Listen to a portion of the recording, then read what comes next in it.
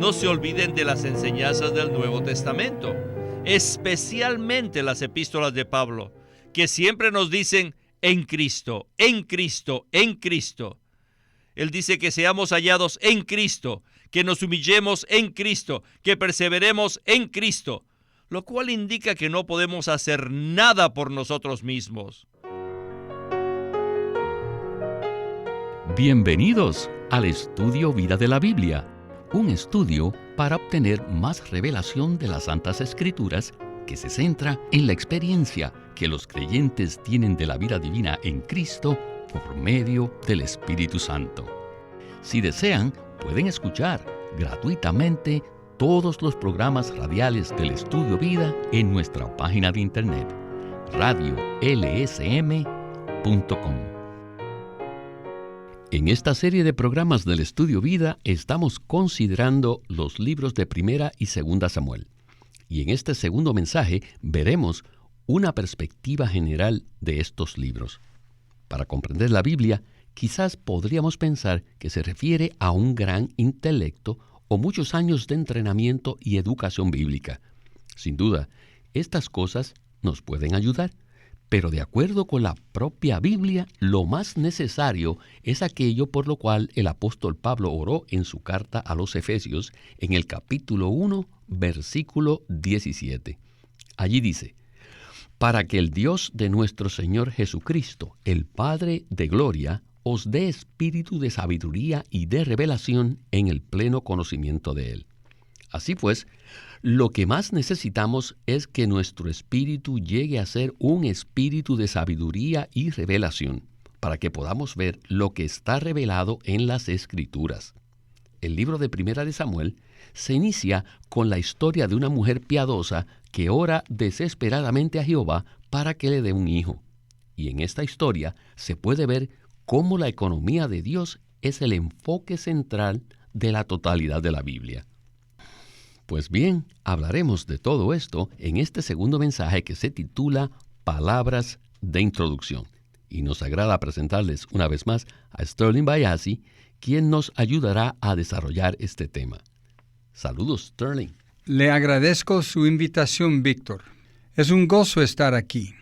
Es sorprendente que en estos dos libros de Samuel en el Antiguo Testamento podamos verlos desde la perspectiva del Nuevo Testamento. Todas las historias del Antiguo Testamento no son para entretener nuestra mente curiosa, sino para nutrir nuestro espíritu. Así es, Sterling. Estos libros de Samuel contienen unos temas muy buenos para dar clases bíblicas en la escuela dominical, ya que hay unos personajes grandiosos. Pero en el estudio vida de la Biblia no estamos interesados en esas historias superficiales relacionadas con dichos personajes. En estos programas estamos interesados en profundizar en las Escrituras para comprender los significados que tienen esas historias en cuanto a la economía de Dios. Y en este mensaje veremos una perspectiva general de Primera y Segunda Samuel y hablaremos acerca de los protagonistas principales. ¿Qué tal entonces si usted nos recuerda algunos de esos nombres? Recuerdo haber escuchado los nombres de algunos de estos personajes cuando era un muchacho joven, pero no recuerdo que jamás me hayan enseñado lo que representa cada uno de ellos. Por un lado está Elí, el sumo sacerdote en aquel entonces, cuyo sacerdocio fue un completo fracaso y afectó a todas las personas que le rodeaban. El sacerdote debía ser uno que hablaba por Dios y cuidaba de la administración de Dios. Pero Elí no hizo eso. También está Samuel, quien llevó a cabo un giro muy interesante después de Elí. Después de Samuel vino el rey Saúl, quien fue un hombre carnal. El reinado de Saúl fue realmente corrupto. Sin embargo, después de Saúl vino David, quien era un hombre piadoso, y a través de David el reinado llegó a otro nivel. Como usted menciona, es evidente que había personajes positivos y también negativos. Elí fue un fracaso, Y también debemos recordar el reinado maligno de Saúl sobre Israel. No obstante, en ambos casos hubo una reacción de Dios para levantar algo muy positivo con Samuel y el rey David. Estos personajes nos muestran la lucha eterna que se está llevando a cabo en el universo, la cual no se relaciona entre lo bueno y lo malo. Y esta lucha es entre la economía de Dios y su cumplimiento, y la obra de Satanás para frustrarla y evitar que se lleve a cabo. El libro Primera de Samuel tiene un gran inicio con la historia de Ana, que es el quinto personaje importante en este libro. Esta mujer piadosa, que no tenía hijos, estaba desesperada para que Jehová le diera un hijo. Finalmente, ella oró tan desesperadamente que le prometió a Jehová que si le daba un hijo, ella se lo entregaría a él para que le sirviera todos los días de su vida. Jehová se agradó de ella y su oración, y respondió de manera maravillosa. Así que, antes de ir al primer segmento del mensaje, quisiera leer unos versículos para establecer el trasfondo apropiado. En 1 Samuel 1, 27 y 28 dice: Por este niño oraba, y Jehová me concedió lo que le pedí. Yo pues lo he dado en préstamo a Jehová. Todos los días que viva será prestado a Jehová. Y él adoró allí a Jehová. Bien, escuchemos a Witness Lee y el estudio vida de 1 y 2 Samuel. Adelante. Now we come to 2 Samuel. Ahora hemos llegado a los dos libros de Samuel. In these two books, the main characters are 4 persons. En estos dos libros hay 4 personajes principales: Eli, Elí, Samuel, Samuel, then Saul, Saúl then David. y David. Aquí se expone el cuadro primero de una persona que tuvo un fracaso. Este fracaso ocurrió en el tiempo de la degradación del pueblo. Elí era el sacerdote y él fue el que tuvo un fracaso. El sacerdocio en ese tiempo ya estaba decadente y Elí fue el sacerdote responsable de su deterioro. El sacerdocio ordenado por Dios era hacer 2 cosas. Todo el tiempo debían hablar la palabra de Dios y al mismo tiempo también llevar a cabo la administración de Dios, es decir, su relación gubernamental con su pueblo. Pero el sacerdocio durante el tiempo de Elí se encontraba decadente y añejo, por lo que Samuel fue levantado para reemplazar al decadente y viejo sacerdocio. Samuel no tuvo ningún fracaso, más bien tenía un ministerio. Su ministerio era conforme al voto nazareo y puso fin a la época de los jueces, trajo el oráculo de Dios e introdujo el reinado que estableció la administración de Dios. Ahora llegamos al tercer personaje, Saúl, quien con su vida carnal insultó, ofendió y deshonró el reinado en el gobierno divino. Y finalmente llegamos a David, quien fue lo opuesto a Saúl. Mientras que la vida de Saúl fue carnal, la vida de David fue piadosa. La palabra carnal denota al hombre caído, mientras que la palabra piadosa alude a una persona que está con Dios. La vida carnal de Saúl lo llevó a perder el reinado, pero la vida piadosa de David aseguró el reinado en la economía de Dios. Aleluya. Pero, hay un gran pero. La lujuria de David contaminó el reinado y la santidad de Dios. Así que ahora podemos ver estas 4 personas y sus historias son el resumen de los 2 libros de Samuel.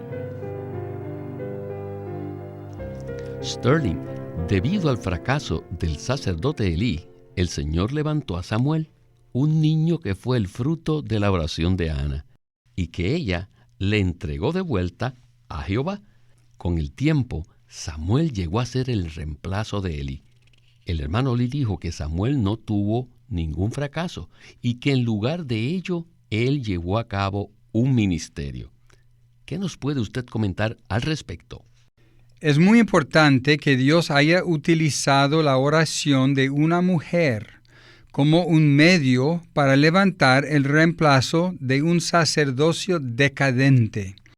Es maravilloso ver cómo operó Dios a fin de llevar a cabo su economía. El principio gobernante en todos estos libros del Antiguo Testamento es la economía de Dios. Al ver esto, podemos decir que lo que Dios estaba haciendo aquí era preservar su economía. Y Elí era un estorbo para la economía de Dios y un daño para el pueblo de Dios. Por tanto, Dios no permitiría que Elí siguiera adelante. Y por eso levantó a un pequeño niño para restaurar y reemplazar el sacerdocio. Sin duda alguna, Samuel es un personaje muy clave en esta primera parte del libro. Así es, Sterling. En el libro de Samuel también vemos que el pueblo de Israel sintió envidia de las naciones vecinas porque tenían reyes y ellos solo tenían a Samuel. Por ese motivo, clamaron a Jehová y le pidieron que les diera un rey. A la postre, Dios le dio a Saúl como respuesta. Pero eso también fue un problema, y Dios tuvo que levantar a David para restaurar el reinado. Aunque David era sin duda una figura positiva y clave en la revelación divina, había un elemento negativo que impactaría el testimonio de Dios. ¿Verdad? Así es, Víctor. Más adelante, David mostraría ese elemento negativo. Recuerdo que cuando el hermano Lee dio este estudio vida en vivo, él pidió a todos los que se llamaban David a que se pusieran de pie. Hubo una gran cantidad de hermanos que lo hicieron. Entonces les preguntó si sabían por qué se llamaban así.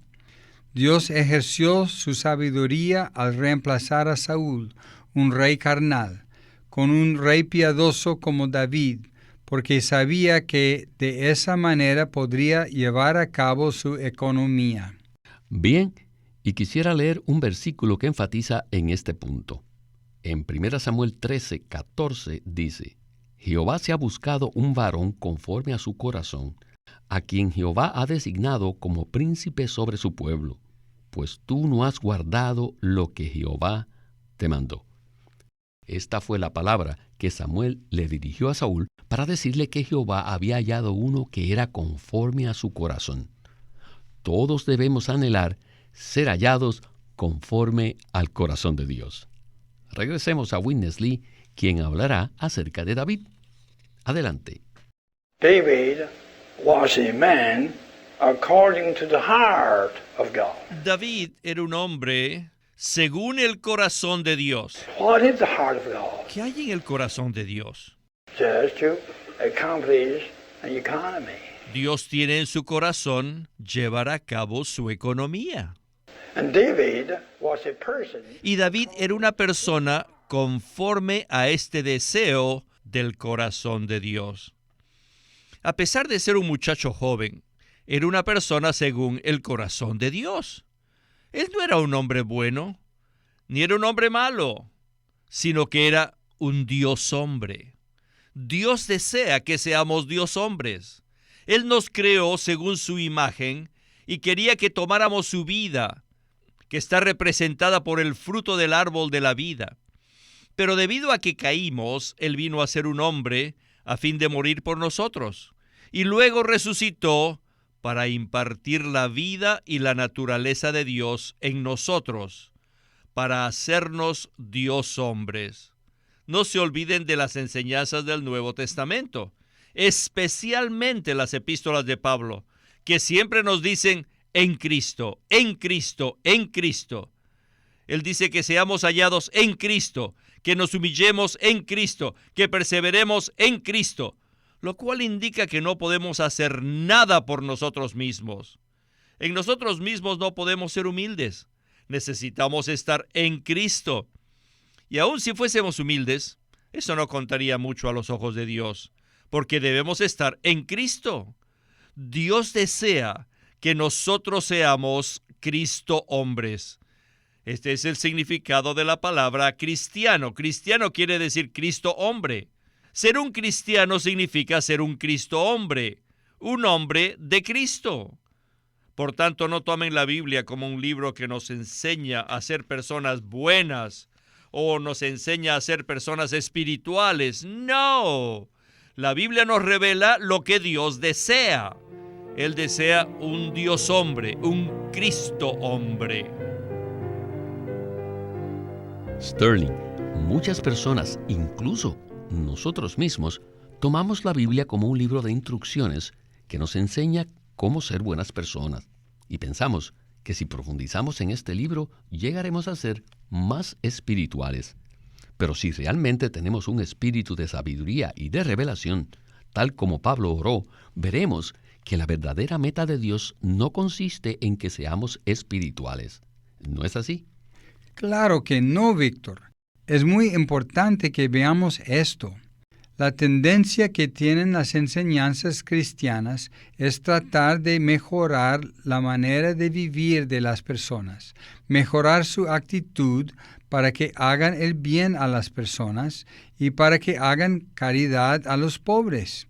Sin duda, todas estas cosas son buenas, pero deberían ser el resultado de que vivamos en Cristo. Sin embargo, esa no es la meta de Dios. Lo que Dios desea es que nosotros seamos Dios hombres aquí en la tierra. Es decir, aquellos que estamos llenos de Cristo y somos Cristo hombres. Y esa es la razón por la que en el Nuevo Testamento, especialmente en las epístolas de Pablo, se habla muchas veces de hacer todas las cosas en Cristo. Si podemos hacer todo en Cristo, el resultado será lo que Dios busca. Incluso Pablo les dijo a los corintios que si él había perdonado a alguien, lo había hecho en la persona de Cristo. Así que no se trata de lo que nosotros mismos podemos hacer, sino de lo que Cristo puede hacer en nosotros. Es verdad, Sterling. Con frecuencia, Winnesley decía que Dios no estaba buscando un buen hombre, sino un Dios hombre.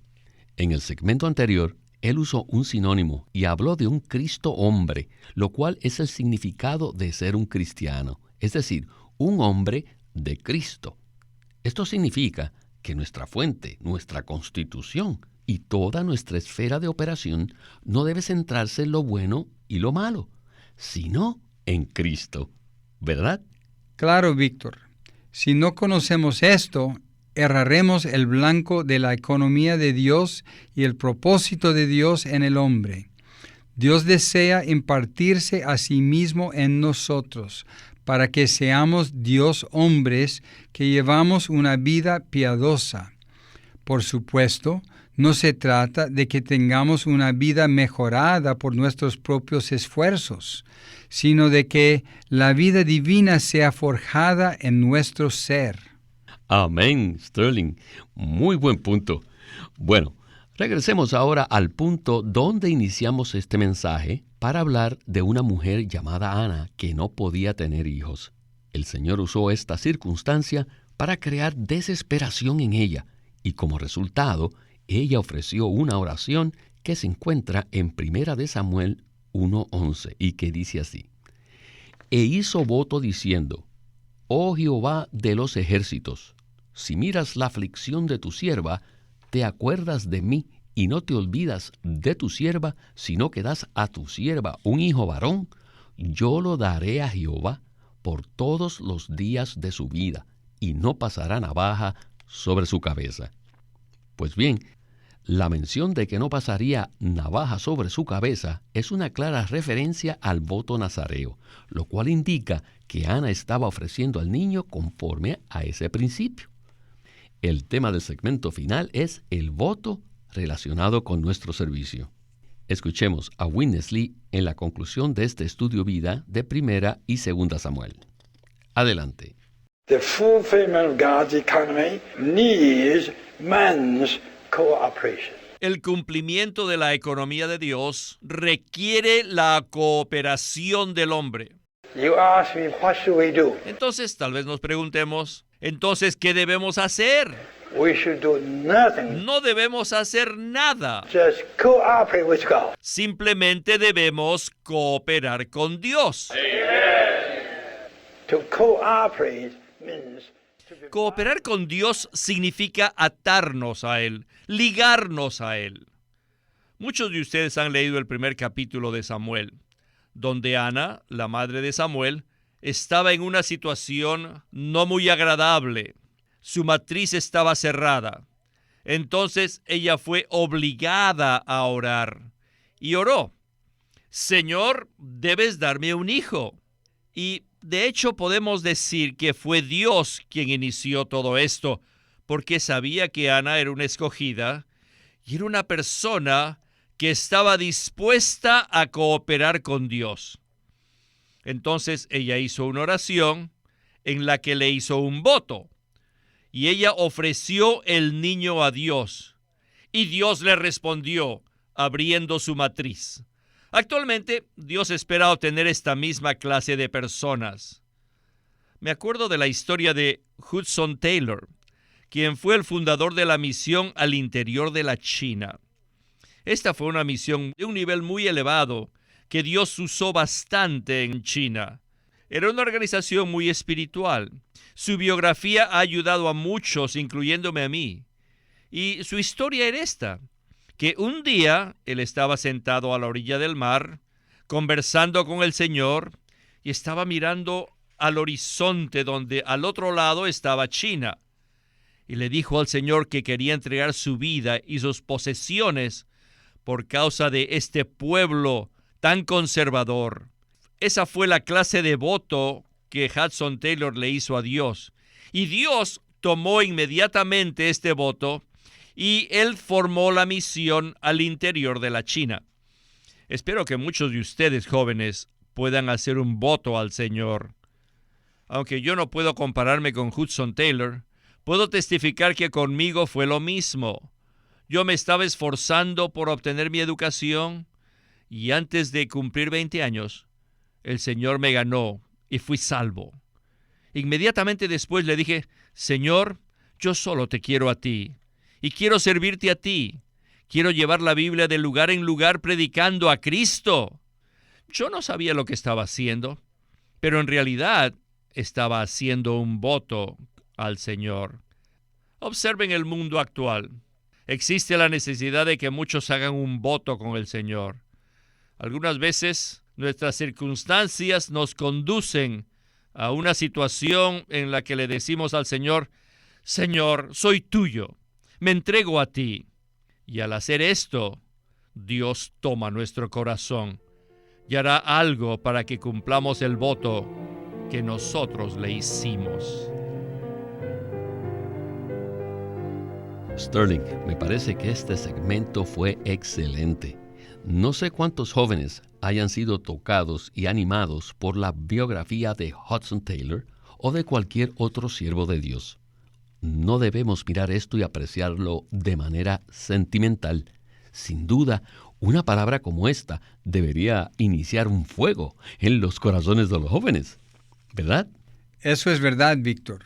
Recuerdo que en mi juventud leí la biografía de Hudson Taylor. Esa lectura despertó algo en mí y una mañana decidí seguir al Señor a cualquier lugar al que me llevara. La vida de Hudson Taylor me inspiró a seguir al Señor.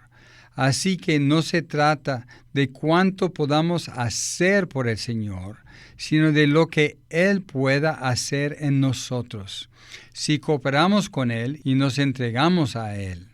Esperamos que los que escuchan este mensaje puedan ver que cuando hacemos un voto al Señor y dependemos de Él, entonces Él podrá hacer algo para su gloria. Gracias, Sterling. Ciertamente hemos visto una visión panorámica en este segundo mensaje del estudio vida de Primera y Segunda Samuel. y en los próximos programas examinaremos cada uno de los detalles de estos libros. Bien, el tiempo del programa se nos agotó y le agradecemos su compañía en el Estudio Vida de la Biblia con Witness Lee. Gracias. Ha sido un privilegio participar en este programa. Este es Víctor Molina haciendo la voz de Chris Wilde, Sterling Bayasi, la de Francis Ball, y Walter Ortiz, la de Witness Lee.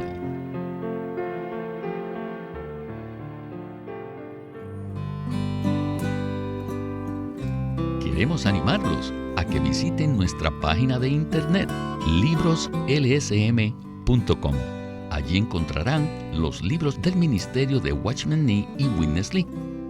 Una vez más, libroslsm.com.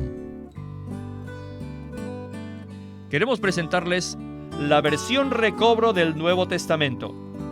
¿Y por qué tenemos esta versión recobro? Debido a que a través de los siglos, el Señor ha recobrado muchas verdades de su economía entre los hombres. Desde los días de Martín Lutero en particular, este recobro ha progresado constantemente. A partir de la justificación por fe, la cual fue recobrada en esos tiempos, hasta la verdad de experimentar la Iglesia, el cuerpo de Cristo, vista y disfrutada por muchos cristianos hoy, este recobro ha sido como un hilo dorado que une la Iglesia en el tiempo. Las verdades recobradas y la herencia de los creyentes deben ser poseídas y disfrutadas por todos los creyentes hoy día.